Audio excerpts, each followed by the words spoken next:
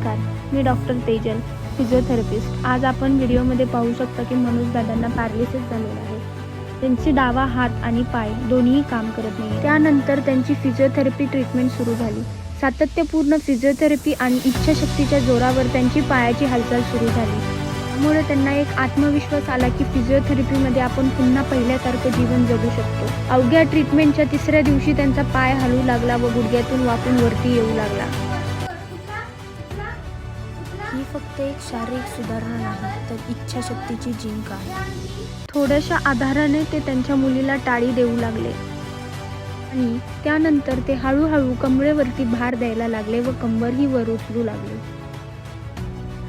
त्यानंतर ते पाठीतून देखील उठून बसू लागले आणि हे फक्त सुरुवात आहे. अजून सुधारणा सुरू आहे. तेजल फिजिओथेरपी क्लिनिक, जिथे आयुष्य पुन्हा जागं होतं.